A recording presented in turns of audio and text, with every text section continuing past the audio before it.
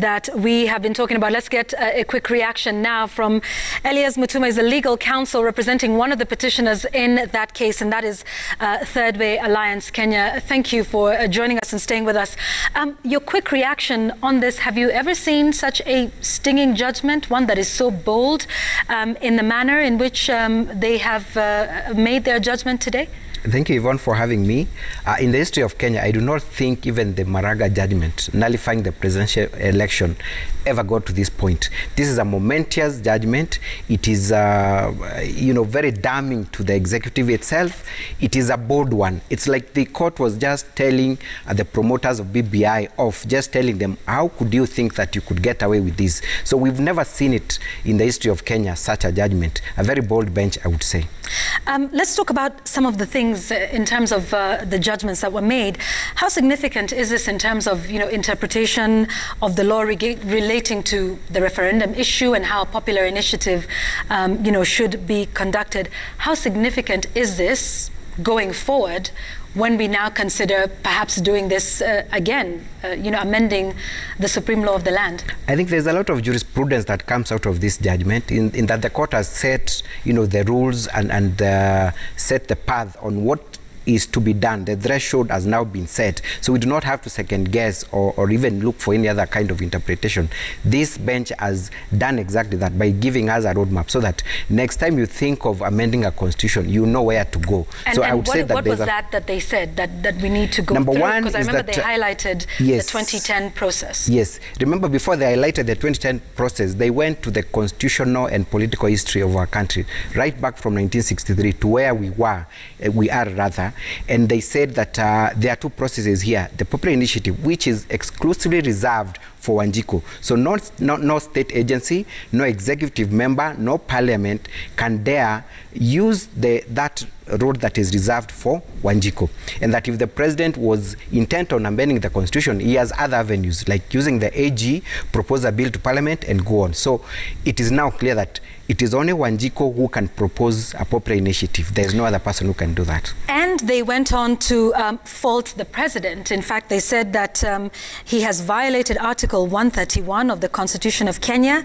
and that he has failed to respect, uphold, and safeguard the Constitution, and that he has failed the leadership and integrity test as outlined in Chapter 6. What could this possibly mean? It's a damning indictment to the president himself, because the court has told him clearly that you violated the Constitution. And when someone violates the Constitution, remember, the president is someone who took the oath of office to defend and preserve the Constitution. And the court is telling him that after the evidence that we have gone through, you have violated the Constitution.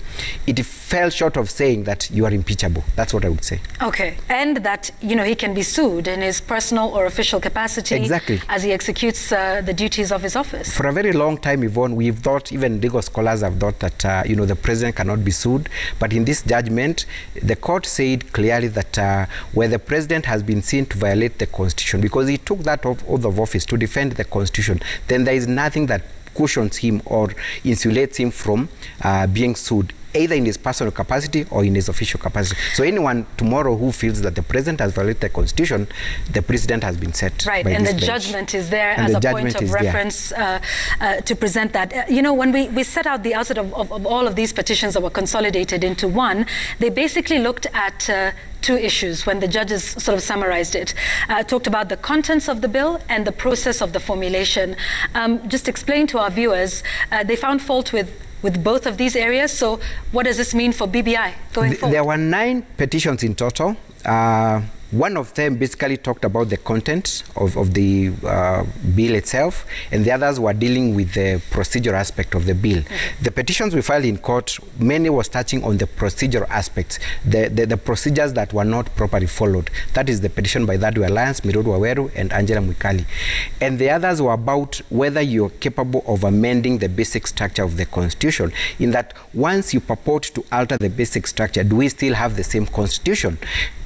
So the court said in a nutshell that if you want to alter the basic structure, you have to follow the processes akin to those of enacting a new constitution. Okay. That starts with civic education on whether we need to amend the Constitution or not. So the people must first of all agree that we actually need to go to amend the constitution. Secondly, you conduct public participation, involve stakeholders, involve Wanjiku where he is, where she is. You cannot just have town hall meetings. Go to the constituencies where they are, talk to them, get their views, accommodate those views. Then now proceed to the county assemblies and national assemblies, and finally to the referendum. So you cannot just preserve Wanjiku's role at the tail end of just a referendum. That is the basic structure that the court tried to explain. On the contents of the bill itself, the issue of IEBC's mandate stood out, that you cannot, because when you look at Article 89, it gives IEBC very clear roles as an independent commission, that it is only IEBC that is able to identify which part of the country needs additional constituencies and when those should be done. So when the bill purports then to take over that role, it is usurping the role of a constitutional body. Because the bill did, dictate, one, the number, yes, two, where exactly those constituencies would be, exactly, and was then just hoping that IEBC would then just implement, a decision that had already been made, or would already have been made. That would have basically left IEBC as a spectator in the process, against Article 89 of the Constitution. All right. Yes. What does this mean then for you and your clients with respect to this entire process? And also, for the country, they've been following this procedure now. Both houses of parliament passed it. Ideally, once they did, this would have been taken to the president, who would then transmit it to IEBC. But tell us what this means, because there was a permanent injunction on the IEBC in terms of conducting a referendum. So what does, explain to us what this means? In a nutshell, it means BBI, as we know it, is dead. They cannot revive it unless that judgment is overturned by a higher court, which is the Court of Appeal and the Supreme Court, which I do not see it happening before we even go to a general election. So for my clients, myself, and most importantly for Wanjiku out there, because I've seen the jubilations online, people are so happy.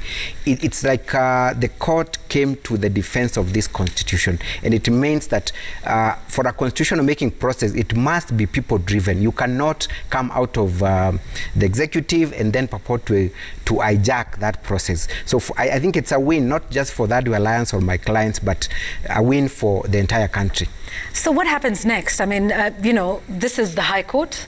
There is still avenues. There's the Court of Appeal. You were saying you don't see that happening. The process of appeal is one that would, I imagine the proponents, wherever they are, might be thinking about, if not already drafted, an appeal that could be presented tomorrow. But what does that mean? Take us through the process of now getting an appeal through and perhaps getting a stay on the orders that have been put in place today. First of all, even if they were to apply for a stay, there would be of no consequence, because a stay means there is a positive act that the court has ordered you to do, then that you stop from implementation pending the hearing of a case. So there is no positive order that the court has ordered. For example, if there is an eviction and the court says you're supposed to be evicted, then you can move to court and stay that particular process from happening. The judgment in itself is not that positive, so that there is anything to stay. If it is stayed, then it means, again, it is actually to the advantage of the Kenyans, because we do not proceed to a referendum. Right. So they cannot apply for a stay.